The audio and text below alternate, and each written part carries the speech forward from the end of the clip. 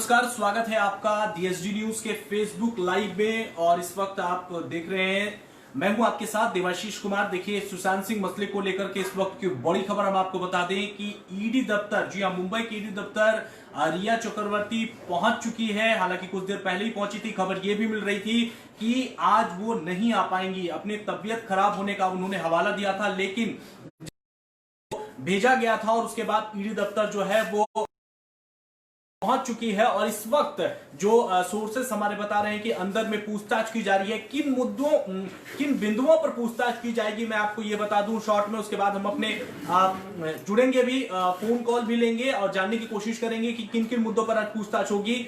Money laundering से लेकर के तमाम वो मुद्दे हैं जिस पर आज रिया चक्रवर्ती से इस वक्त पूछताछ हो रही है। कई अधिकारी भी वहां पर मौजूद हैं अंदर में, जो रिया चक्रवर्ती से पूछताछ कर रही है। और जो खबरें निकल करके सामने आ रही है कि उनके साथ जो शोभित चक्रवर्ती उनके भाई हैं, उनको भी आरोपी के सिंह ने बनाया है अपने एफआईआर में, वो भी उनके साथ मौजूद हैं। उनके कहा यह भी जा रहा है कि पिता भी मौजूद है। तो रिया चक्रवर्ती से इस वक्त पूछताछ की जा रही है, तमाम बिंदुओं पर पूछताछ की जाएगी। हालांकि हम आपको बता दें कि जो बिंदु होंगे वो होंगे कि रिया चक्रवर्ती ने प्रॉपर्टी की बात जो की जा रही थी कि रिया चक्रवर्ती ने सुशांत सिंह के पैसे से प्रॉपर्टी अपनी बनाई है। ये करोड़ों के फ्लैट उन्होंने दो जगह पर लिए हैं। एक खुद उनके नाम पर है और दूसरा उनके पिता के नाम पर है। उसके बाद ये से पार्टियां होती थी, रिया चक्रवर्ती और उनके परिवार के लोग जिस तरह से पार्टी करते थे, तो उनको लेकर के किस तरह से उनके परिवार जो है वो वहां पर जुटते थे, कितने पैसे वहां खर्च होते थे, तमाम इन बिंदुओं पर इस वक्त ईडी जो है रिया चक्रवर्ती से पूछताछ कर रही है।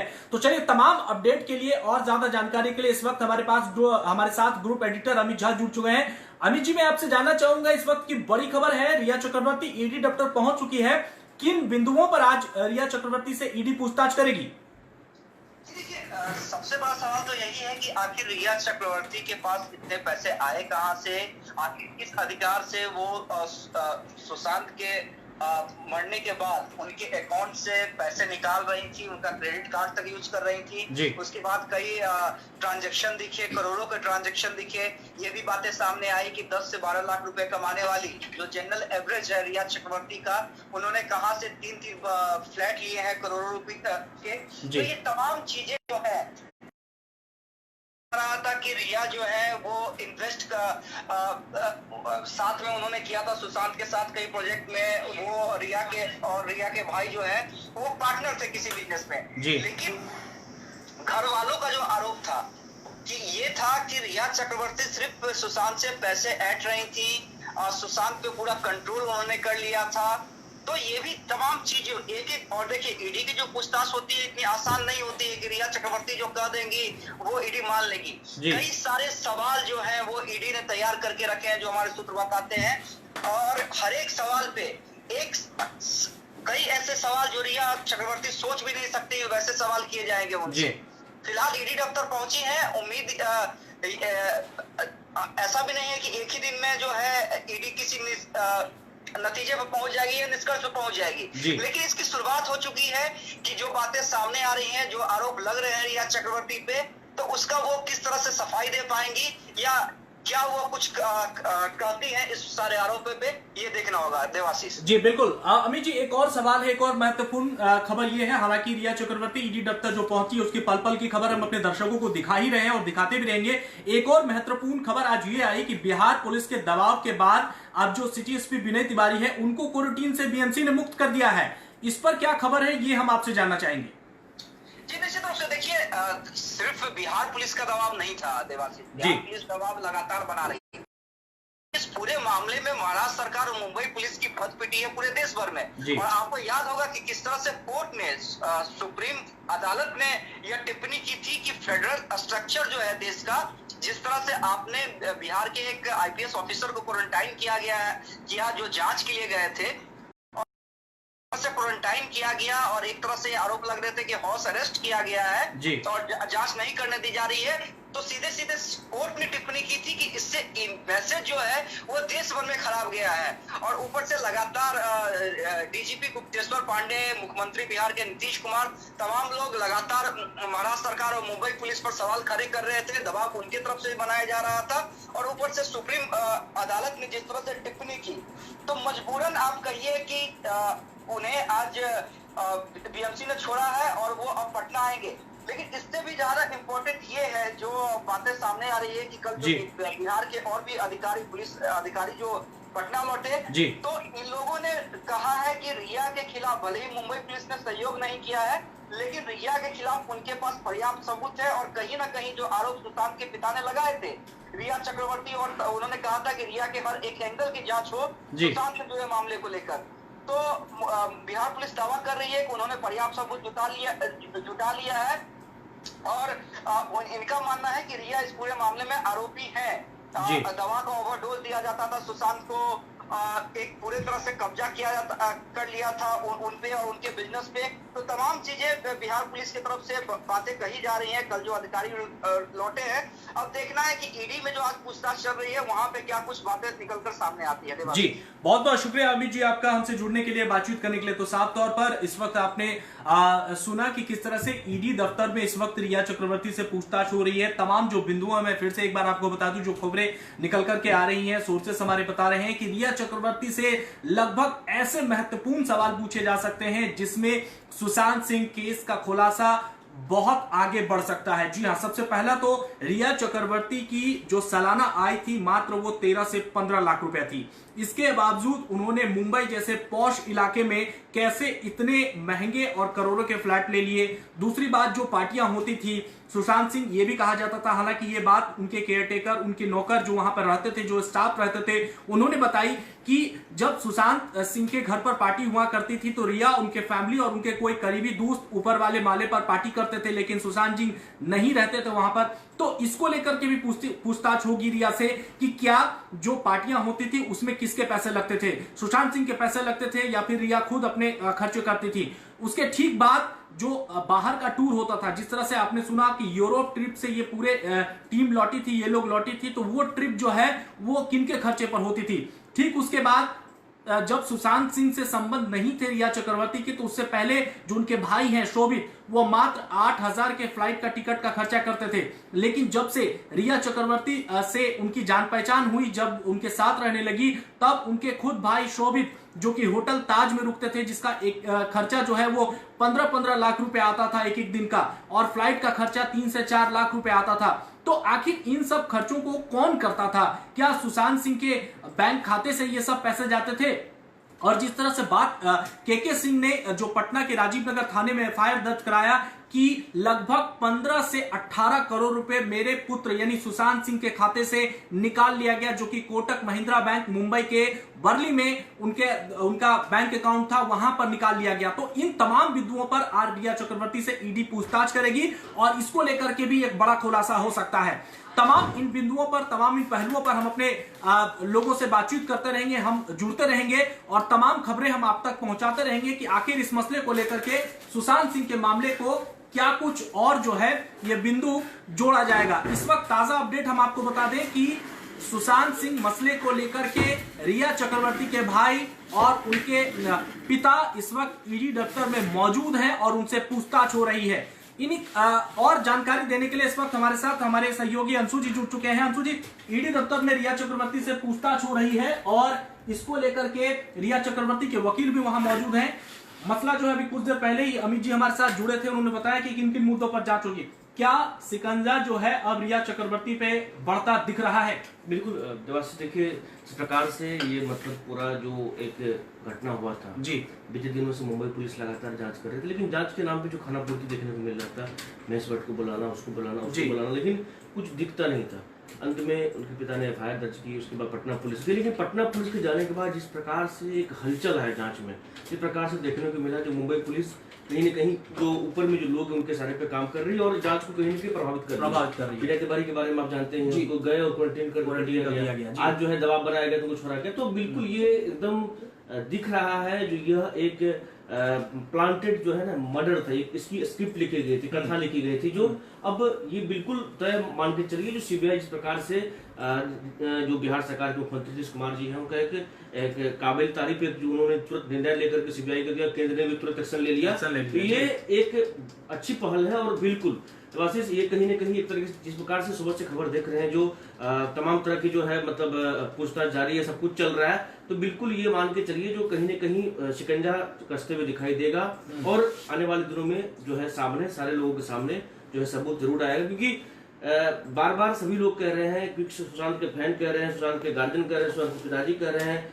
दोस्त कह रहे हैं, अब जितने भी उनके दोस्त हैं, जितने भी उनके केयर टेकर हैं, जी आपने सभी का बाइट सुना होगा जी किसी चैनल पे कहीं न कहीं पे, सभी लोग का कहना है जो ये बात जरूर कहता है वो सुसाइड करने वाला नहीं था, ऐसा बंदा नहीं था। तो आखिर ये लोग जब इस प्रकार से कह रहे हैं, उसके बाद बहुत ऐसे चैनलों ने जो स्टिंग चलाया जिसमें से कहा गया तमाम तरह की बातें निकल के सामने आ रही है, उसमें ये बिल्कुल दिख रहा था वासिस, यह एक जो है एक स्टोरी तय थी जिसपे इन लोगों ने काम किया है। अब देखने वाली बात होगी सीबीआई कितना जल्दी इस मामले को और इम्प्रूवमेंट और गति ला सकता है। लेकिन रिया चक्रवर्ती को लेकर के खुलेआम उनके पिता ने एफआईआर भी किया था। वैसे आपको हम आपसे एक चीज और जानना चाहेंगे। जी बिल्कुल, लगातार आप सुबह खबर बने हुए हैं, क्या मतलब आपको क्या लग रहा है इस अभी इस प्रकार से एक समीर कोई एक्टर थे जी, समीर शर्मा, हाँ जी, मतलब इस तरह का दौड़ जो चल रहा है इसके पीछे आपको क्या लग रहा है? अगर इस तरह की दौड़ क्यों होता है, मतलब लगातार इस तरह का जो सिनेरियो चल रहा है लगातार फिल्म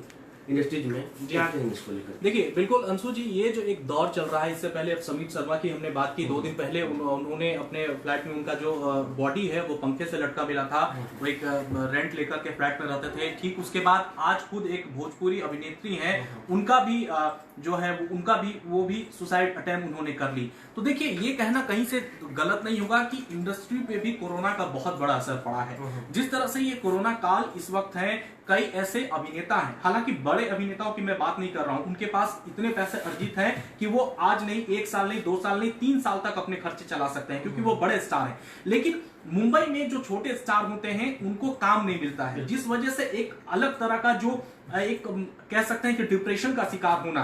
क्योंकि ये देखिए, ये तो मुंबई एक बहुत बड़ी फिल्म इंडस्ट्री है। आप छोटे शहरों की बात कर लें, किसी को अगर रोजगार नहीं मिलता है, किसी को पैसे नहीं मिलते हैं, तो वो व्यक्ति स्वयं जो है वो डिप्रेशन में चला जाता है। तो मुंबई, हालांकि वो है अभिनेता, वो लोग थे, और बहुत तरह की बातें ऐसी हैं मुंबई में, जिस तरह से नेपोटिज्म की बात जो आती थी वो बिल्कुल है मुंबई में, उसको कहीं से नहीं नकारा जा सकता है कि मुंबई में नेपोटिज्म नहीं है, स्क्रिप्टेड लिखी जाती है बिल्कुल। और आपने जो सवाल किया कि आखिर ऐसी क्यों घटनाएं हुई है, घटना का मैं सिर्फ और सिर्फ एक ही वजह मानता हूं कि जो दौर इस वक्त चल रहा है पूरे देश और दुनिया में, उसका सिर्फ मात्र एक ही काम है, लोगों को काम नहीं मिलना, लोगों के पास ऑफर नहीं आने, लोगों को के पास पैसे नहीं होने के कारण जो लोग हैं वो इस तरह के अटेम्प्ट कर रहे हैं। और हालांकि सुशांत सिंह मसले का खुलासा जब होगा तो बहुत कई ऐसे नाम भी शामिल होंगे, बहुत ऐसे बड़े खुलासे होंगे कि जिसके बाद ये भी हो जा रहा है जो इतनी सारी प्रॉपर्टी जो है मुंबई में उन्होंने अर्जित किया, तो ये तमाम एक सही बात है। आखिर मतलब इतने आप कल कहाँ थे और आज कैसे पहुंचे? देखिए ये एक पत्रकार के नाते ये कहना अभी ठीक नहीं होगा हमें और आपको, क्योंकि ये एक जांच का विषय है, ईडी इसकी जांच कर रही है, बातें निकल के सामने आ रही है, बातें निकल के सामने, लेकिन ईडी इसकी जांच कर रही है। हो सकता है कि ये बात झूठी भी निकल सकती है, हो सकता है कि रिया चक्रवर्ती ने कुछ ना किया हो।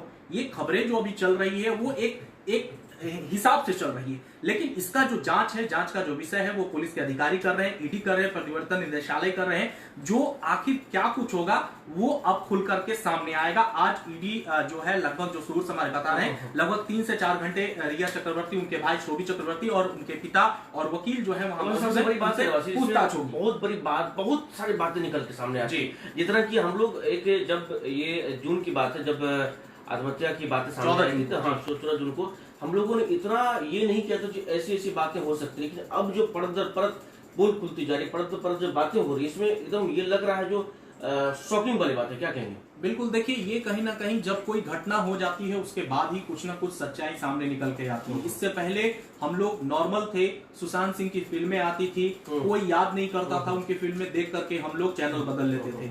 लेकिन जब सुशांत सिंह का यह घटना हुआ, रिया चक्रवर्ती को इससे पहले हम और आप बहुत अच्छे से नहीं जानते थे। एक सोनाली केवन में उन्होंने काम किया, उसके बाद कुछ फोटोशूट और मॉडलिंग का वो काम करती थी। एक डैड की मारुति थी, 2 मूवी थी, और उनकी सालाना जो थी वो 15 से 18 लाख रुपए थी। बिल्कुल। अब बताइए ये कि जब कोई खबरें निकल कर आती है, जब कोई घटना हो जाता है, तब उसके बाद जो है उस पर अटैक किया जाता है। तो यही इस वक्त हो रहा है सुशांत सिंह मसले, रिया चक्रवर्ती और उनके तमाम लोगों के बीच। एक तरह से ये लग रहा है देवासी, जो जिस प्रकार से मतलब जांच जारी है सीबीआई का, लगता है जल्द कुछ न कुछ और बड़े खुलासा होने वाला है क्या? बिल्कुल, बहुत बड़े खुलासे हो सकते हैं इसको लेकर के, लेकिन मैं फिर से एक बार कहूंगा अंशु जी कि ये जांच का विषय है। पत्रकार के होने नाते हम लोग इस पर कुछ नहीं कह सकते हैं। इसका काम जो है वो ईडी करेगा और सीबीआई करेगा।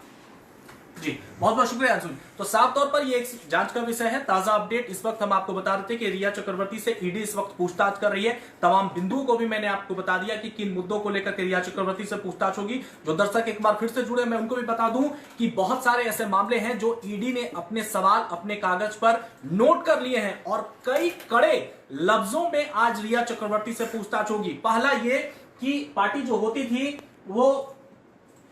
होती थी वो किनके पैसे से होती थी। रिया चक्रवर्ती के मुंबई के पॉश इलाके में 2-2 फ्लैट हैं, वो किनके पैसे के हैं। रिया चक्रवर्ती ने क्या 15 से 18 करोड़ रुपए सुशांत सिंह के बैंक अकाउंट से निकाले हैं। क्या जो यूरोप ट्रिप हुआ था उसके खर्चे में कौन शामिल था। सुशांत सिंह को किस तरह की दवाइयां दी जाती थी। सुशांत सिंह को पार्टी में शामिल क्यों नहीं किया जाता था। और सबसे बड़ा सवाल यह है कि जो उनकी एक्स मैनेजर थी, उनके मौत के पीछे क्या राजनीतिक हाथ है। यह सवाल बहुत अहम है जो आज ईडी रिया चक्रवर्ती को अपने सामने बैठाकर पूछने वाली है। और इस वक्त एक और बड़ी खबर आ रही है। खबर यह है कि 1 साल का कॉल रिकॉर्डिंग रिया चक्रवर्ती का निकाला गया है, उनके भाई का निकाला गया है। हम आपको बता दें 1200 बार कॉल किया गया है सुशांत सिंह और रिया चक्रवर्ती के बीच। 570 बार कॉल किया गया है शोभित और सुशांत सिंह के बीच। और उनके जो मित्र थे 1300 बार उनके और उनके बहन के बीच कॉल किया गया है, जिसका ये ताजा अपडेट इस वक्त आप सिर्फ एसडी न्यूज पर देख रहे हैं। तमाम अपडेट जैसे ही रिया चक्रवर्ती और सुशांत सिंह मसले पर लेकर आएंगे हम आप तक, बस बने रहे एसडी न्यूज के साथ। अभी के लिए बस इतना ही, नमस्कार। जब देश की सुरक्षा की बात हो तब कुछ किरदार अहम भूमिका निभाते हैं। बेजोड़ शटर्स और शटर लॉक्स, मजबूती की मिसाल कायम करने वाले स्टील पाइप्स, सर्वश्रेष्ठ गुणवत्ता से भरपूर शटर लैथ और अटूट इंटरनल लॉक्स। आइए इन्हें मिलाकर निर्माण करते हैं एक उज्जवल भारत का, क्योंकि बात भारत की मजबूत भविष्य की है।